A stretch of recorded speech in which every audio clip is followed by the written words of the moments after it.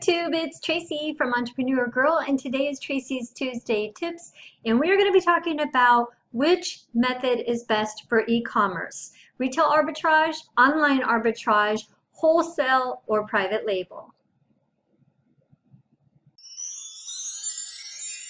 Which works best for e-commerce? You have an eBay store, you have an Amazon store, or you're working on Etsy, or however you're making a living online.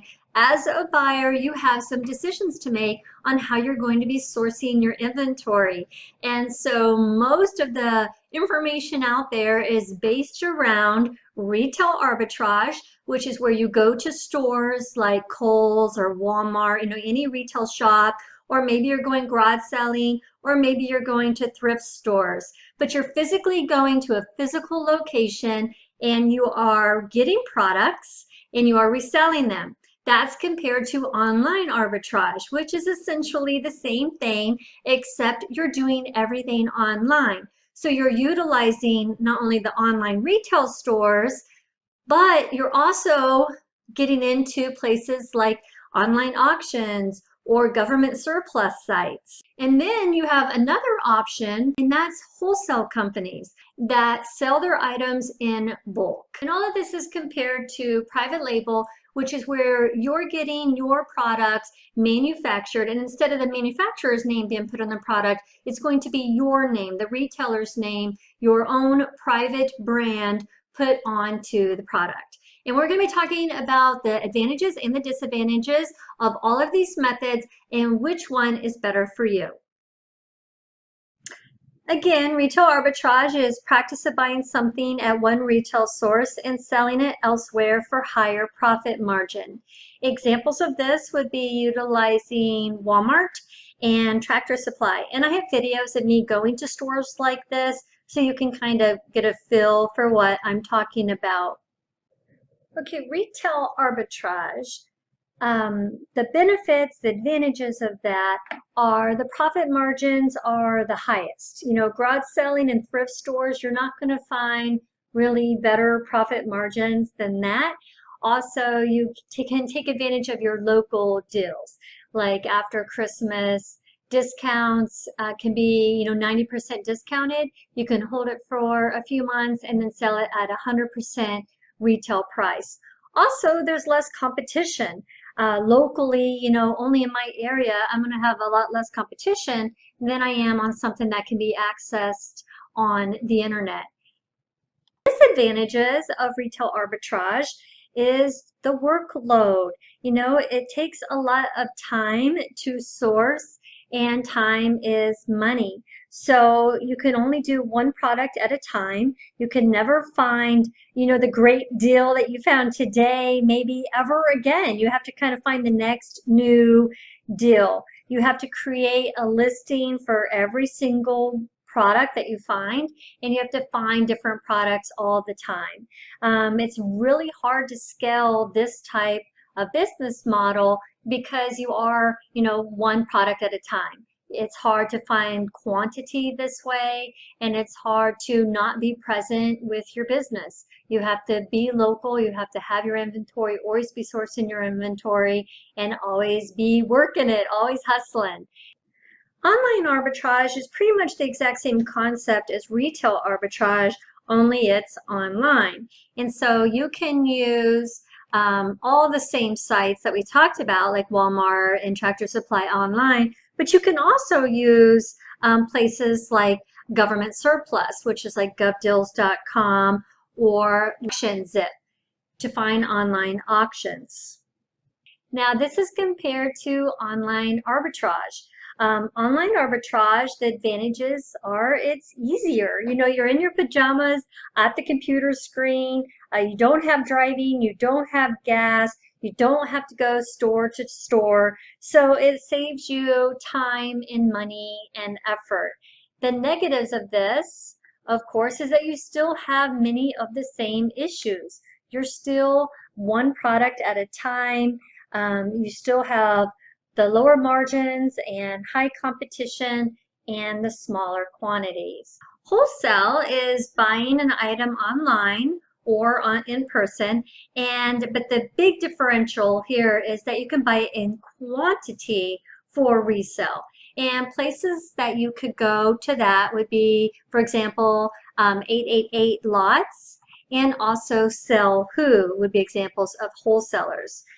Now with wholesale, the advantages of this would be a decreased workload. You can repeat sourcing the same product, so it makes it easier. You have the same listing, the same photos.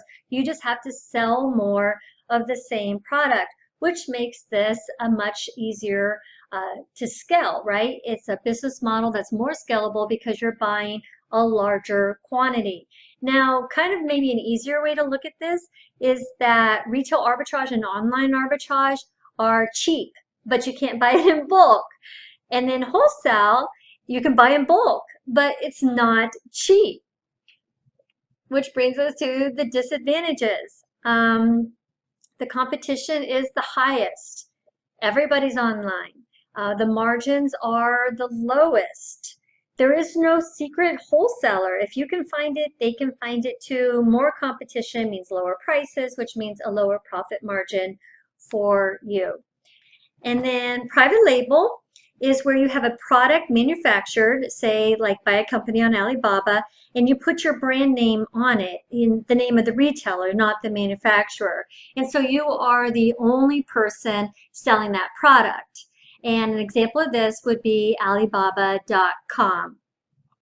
Now that enters private label, which is kind of what everybody's so excited about, is it seems to have both. It seems to be the way that we can get both cheap and bulk. It's inexpensive because you're sourcing from other countries such as China, and you can buy in bulk, which means you have a lot less workload, more money, and less competition, at least on your listings. Like I can have Tracy's teacups and you can have Todd's teacups, but we're not going to be under the same listing. So the competition is more in the product versus the buy box. The bad news with private label is the learning curve is tough. It is a different business model. It's more advanced, it's more involved, and it also has more startup cost and risk. And for those reasons, that's the negative side of private label. So which one of these methods really is the better one? And that's kind of a tough question, and it's certainly hard for me to answer because as many people as you talk to, everybody's going to have their own opinion about which is better. We've talked about the pros and the cons of all of them, but which one is better or not comes down to you and what kind of business that you're running. I think it really comes down to three factors. One of them is, what do you enjoy the most? I have met many sellers that absolutely love retail arbitrage. They love the hunt. They think it's fun, and that's where they want to stay. They have absolutely no interest in going online and making it a business that they don't enjoy. You know, they didn't get into it to create a job or what felt like a job. They wanted something that they were passionate about and that they had fun doing, and they are going to stay firmly with retail arbitrage. And you know, I get that because I will always be a garage seller. I grew up garage selling with my mom. I will always garage sell with my kids. There's something amazing about finding diamond in the rough, and I will always do that. I also love thrift stores. You know, once you've been doing this for as many years as I have, it's really hard to shop at the mall. If I can get a pair of American Eagle jeans that fit me for $1, I have a really hard time going to the mall and going to the store and spending $50 on those same pair of jeans. So there's just fundamental concepts like that I will always just stay true and dear to retail arbitrage. Having said that, number two, business model. What kind of business model are you running? What kind of business model fits with your lifestyle and any limitations that you might have?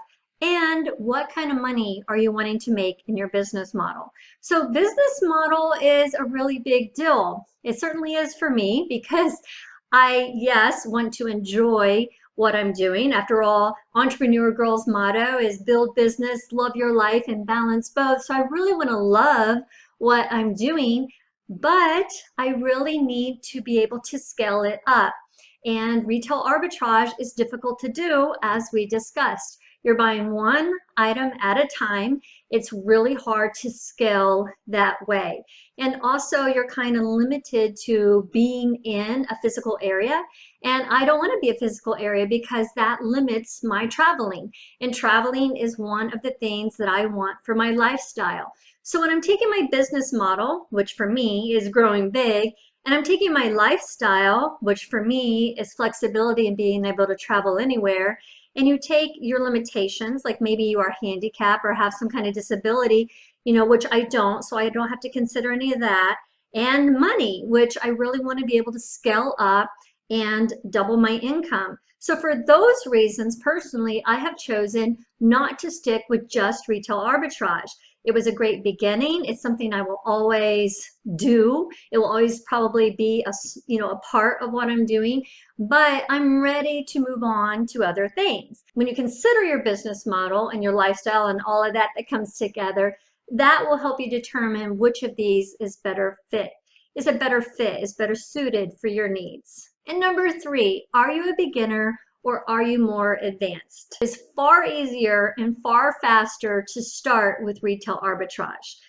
If you garage sell and you buy an item for $1 and it doesn't work out, there's very little risk because you just have your own garage sale and sell the item for $1 again, right? You got to try it, you didn't like it, and it was just a easier learning curve, I guess. You know, it's easier to start small and to grow big. But in coaching, I've come across many people that don't want to start small. You know, they want to make the bigger income. They have a lot of time. You know, their lifestyle is such that they feel they can handle the higher learning curve of the more difficult concepts like private label and wholesale. It would be another consideration is if you're new or you're advanced. So I hope this helped you kind of understand the 4 methods of acquiring inventory for your eBay or Amazon business. I also hope that it helped you understand the advantages and the disadvantages, and also helped you kind of reflect on the 3 reasons that you need to kind of consider when choosing which one is a better place for you, at least right now. If you like this video, please thumbs up and comment below. I'd love to hear your thoughts, love to hear where you are and how you're sourcing. And if you have anything to add for content, this is a family, so feel free to help each other out down below. Love you guys, and I will talk to you next video. Bye.